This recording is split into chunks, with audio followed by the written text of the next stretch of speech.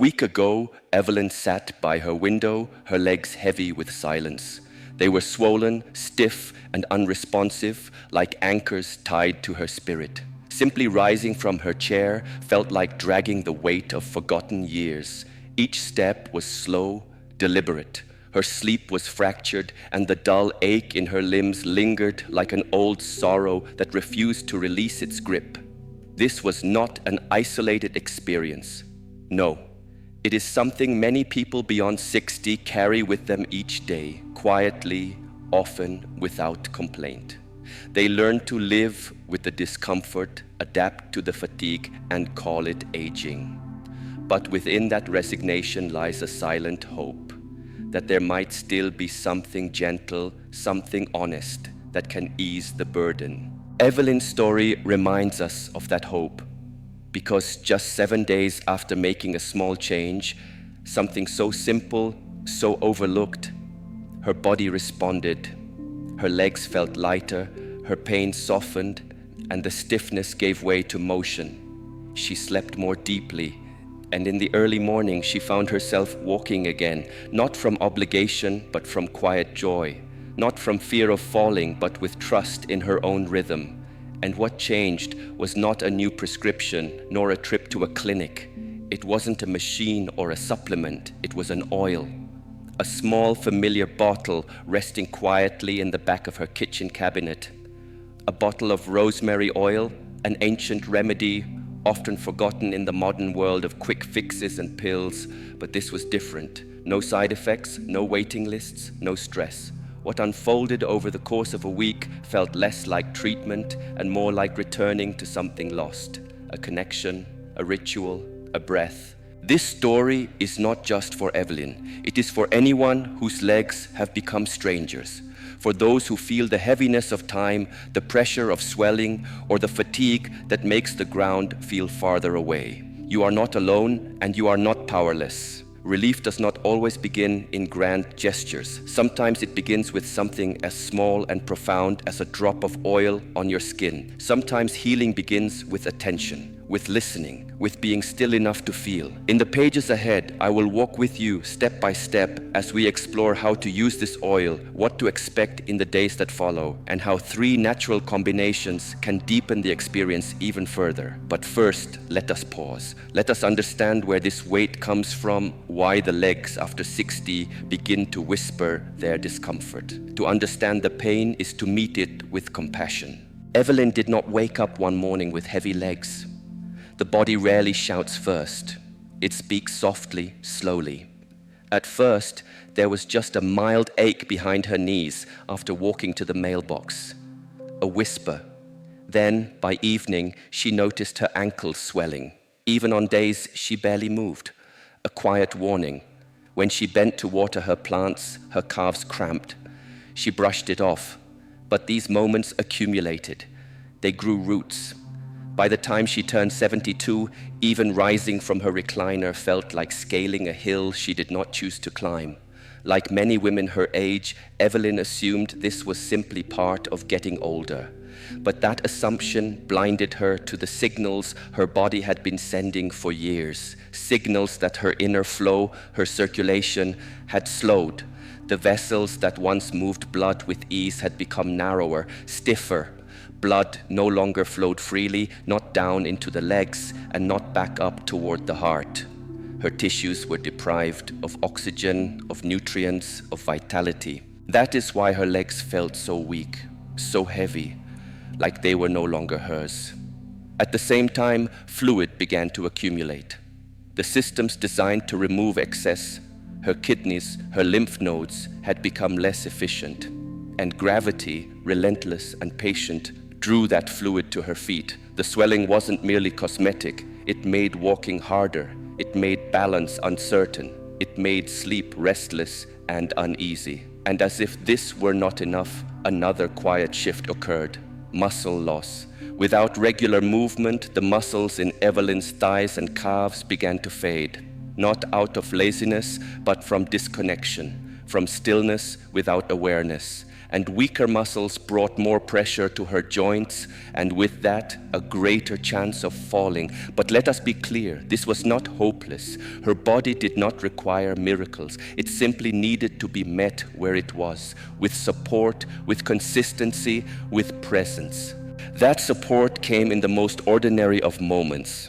On a quiet Tuesday afternoon, Evelyn was cleaning her pantry, an act she hadn't done in years. Behind jars of vinegar and a dusty bottle of oregano, her fingers touched glass. A forgotten bottle. She held it up to the light. Rosemary oil. She had once bought it after reading about its calming effects on sore muscles. And then, as life does, she forgot. But that night, her legs ached again. Instead of reaching for her heating pad, she paused. She opened the bottle. She warmed a few drops between her palms and gently massaged it into her calves and thighs. The aroma rose, earthy, herbal, grounding.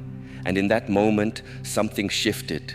Not a cure, not a miracle, just a quiet awakening, and the journey had begun. The scent was fresh, earthy, calming, and somehow ancient.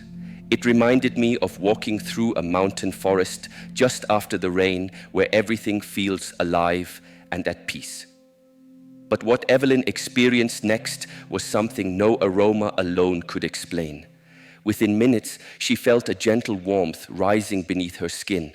Not heat, not irritation, just a soft awakening, like her legs had been asleep for years and were now slowly stirring. That night, for the first time in weeks, she slept through.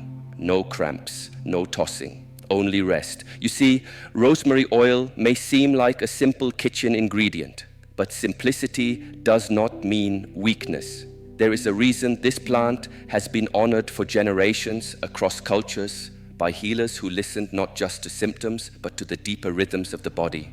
Rosemary contains potent compounds, rosmarinic acid and antioxidants, that modern science now confirms can enhance circulation, calm inflamed tissues, and release tension in overworked muscles. But long before research gave it language, the Greeks and Romans were already massaging rosemary oil into tired legs, stiff joints, and aching feet after their long journeys on foot.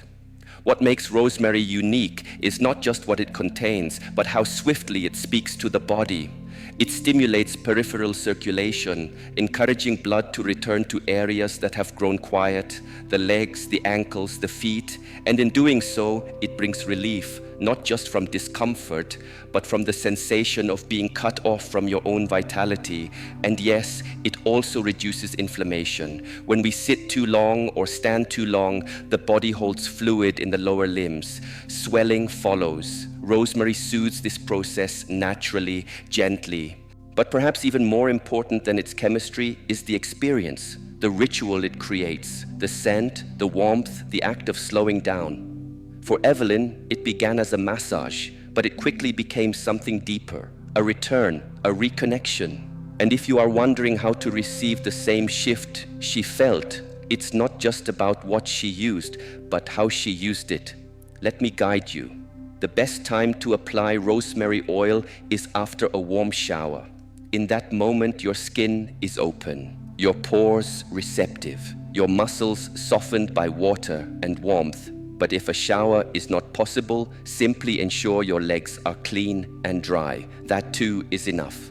Evelyn would begin by holding the bottle between her palms, not rushing, just letting the glass warm slightly in her hands. If it felt too cold, she would place it near a warm towel, giving it time to adjust. Then she would pour 5 or 6 drops into her hand, rub her palms together and pause. Just breathe. That breath, the first breath with the oil, was her cue. The herbal grounding aroma seemed to whisper, "Now is your time." And it was. She began at her ankles, small circles, gentle, steady strokes, upward, not hurried, not forceful, but firm and kind. up the calves, behind the knees, down the shins, then higher into the thighs, and on the thighs she slowed even more, long sweeping motions, like she was embracing her own body, not fixing it, not correcting it, just being with it. Each leg took about 5 to 7 minutes, but in those minutes, time itself seemed to shift. Evelyn breathed with the movement, in through her nose, out through her mouth. Her touch and her breath moved as one. It became a kind of meditation, a sacred act in a noisy world. What worked best for her was doing this twice a day. Once in the morning to awaken her legs and greet the day with softness, and again at night to release everything the day had placed upon them, the pressure, the stillness, the strain. And after just 7 days, the shift was undeniable. So she didn't stop. She listened. Some days she applied the oil once, other times only at night. It never became a burden. It became a rhythm, like brushing her teeth or sipping warm tea before bed. But Evelyn didn't stop there. She found small additions that made the ritual even deeper. After the massage, she would elevate her legs, placing them on 2 pillows for just 15 minutes. This simple act helped her blood return to the heart more easily, relieving pressure and bringing calm. Other times, when her legs felt especially sore, she placed a warm towel over them after massaging. That moist heat allowed the oil to penetrate more deeply. It added comfort, presence, quiet. But in truth, the most powerful part of this practice wasn't the oil or the towels or even the massage itself. It was the pause. No phone, no television, no distractions, just Evelyn, her breath, her hands, her body finally being listened to.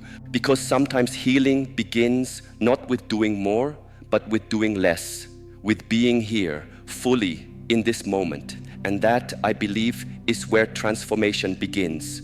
It was not the oil alone, nor the massage. What Evelyn remembered most clearly was the stillness. There was no phone buzzing, no television humming in the background, no chatter from outside, just her breath, her hands, her body, and in that quiet, something opened. When we slow down, even for a few minutes, something deep within us begins to realign. Not just the body, but the spirit. We begin to notice again, to feel, to reconnect with a presence that has always been there, waiting patiently beneath the surface. If you are wondering what happens after devoting yourself to this practice for 1 full week, allow me to walk you through what Evelyn experienced. Her journey was not extraordinary, it was simply honest, and it speaks to what so many others feel when they return to their own care. What surprised her most was not just how her legs responded, but how quickly they did.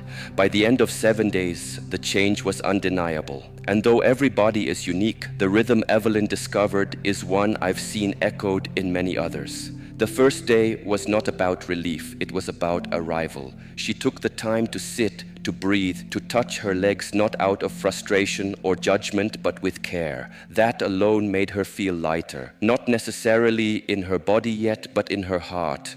It reminded her that she still mattered, that her body still mattered, and that was enough to begin. By the second day, something shifted. When she stood, the stiffness didn't grip her as tightly. And that night, the usual cramps that startled her awake were absent. She slept more deeply, more peacefully. A sense of ease returned to her rest. On the third day, a subtle surprise emerged. As she moved through her home, she noticed she wasn't shuffling. Her steps were smoother, more intentional. Her feet no longer dragged. The soreness remained, but the heaviness had begun to lift. By day 4, even her skin had changed. The dryness and dullness she had overlooked for years were now replaced by a soft, healthy glow. Her legs looked alive again, and as her legs felt more vibrant, so did she. Then came the 5th and 6th days.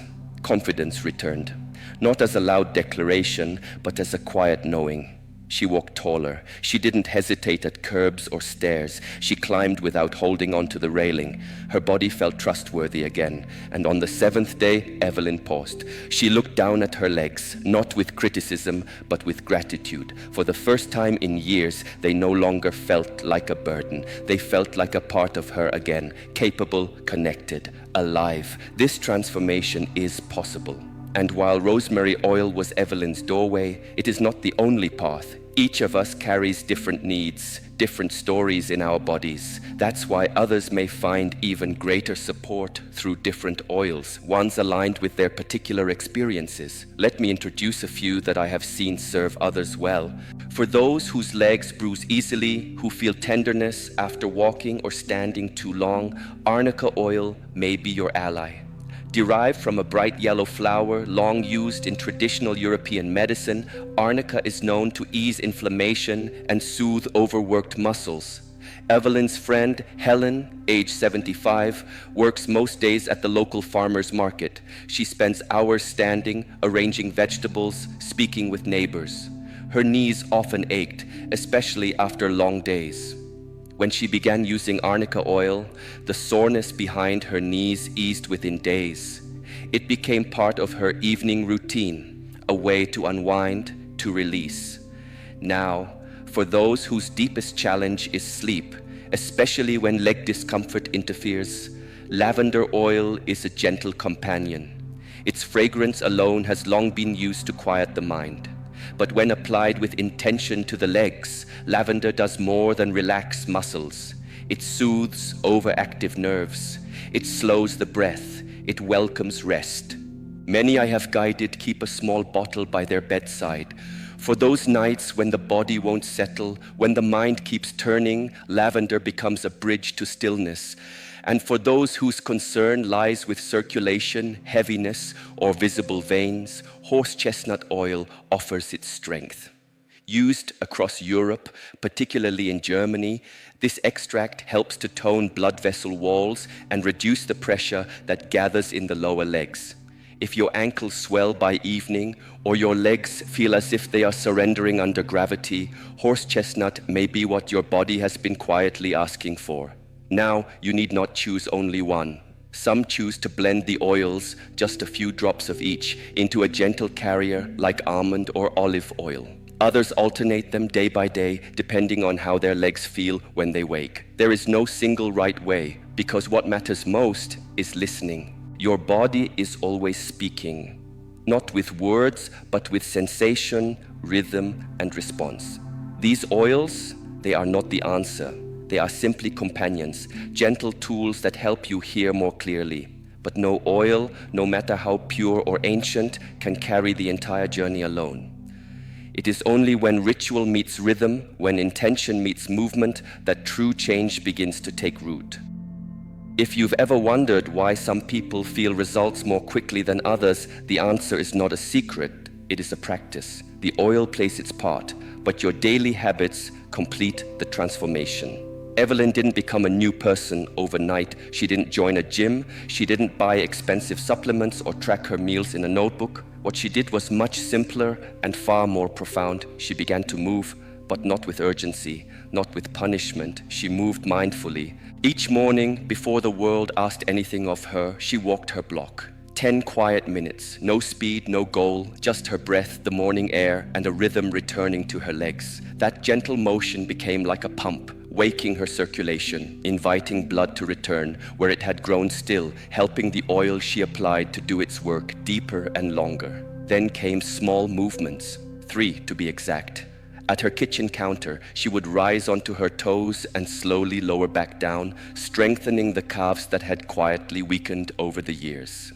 In her armchair, she stretched one leg at a time, waking her thighs with soft tension. And throughout the day, whenever she remembered, she circled her ankles. No sweat, no timer, just awareness. It took 5 minutes or less, but the impact was real.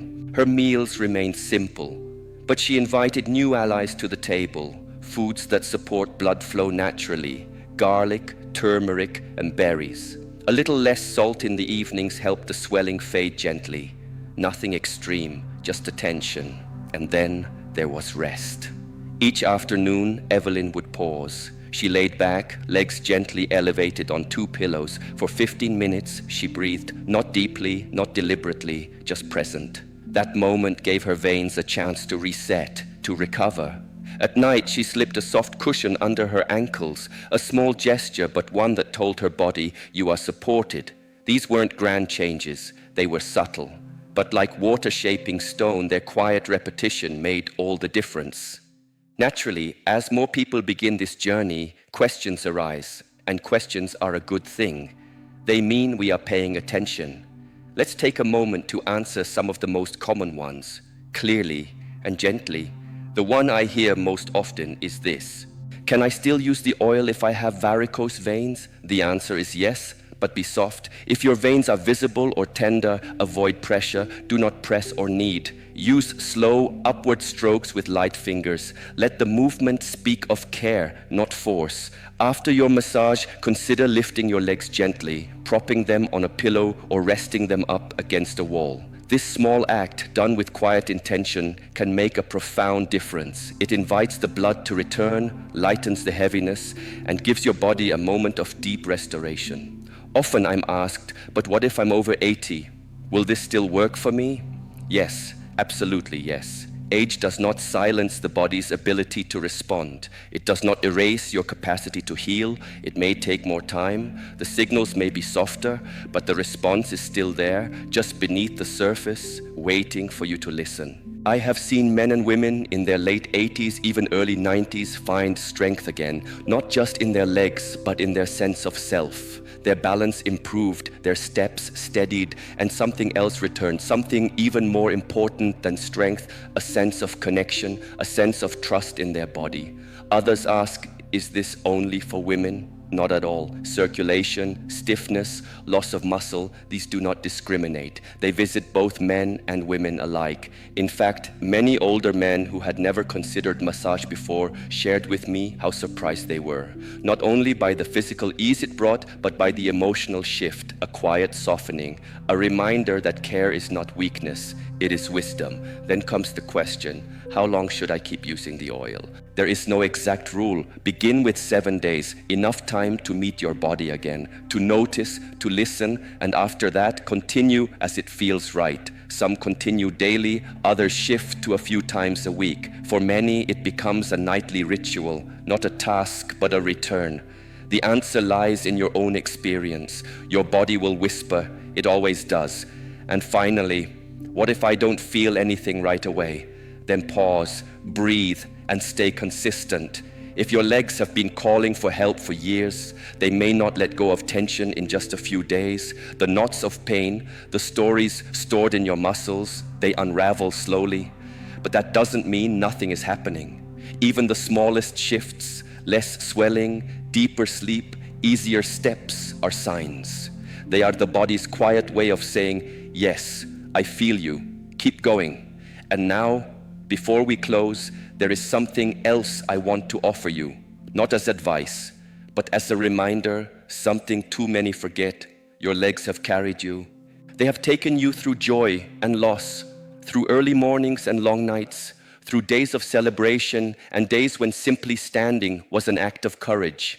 They have borne your weight without complaint for decades, and perhaps over time you stopped noticing them. Or perhaps you grew frustrated, angry that they slowed down, that they changed shape, that they hurt. But listen closely now. They still belong to you, and they still deserve care. You still deserve care, not because you need to look younger, not because you must prove strength, but because attention, true, quiet, loving attention, is a form of reverence, of respect. Your body, in all its seasons, is worthy of that love. So tonight I invite you to sit just 5 minutes. Take a little oil in your hands. Let it warm. Breathe gently, touch your legs, not as a problem to fix, but as a companion to honor. Feel the quiet rise inside you, the stillness, the return. And perhaps as you do, you'll notice something more subtle than relief. You'll notice that you've come home to yourself. Walk gently, walk with love, and never forget this body, even now, is listening.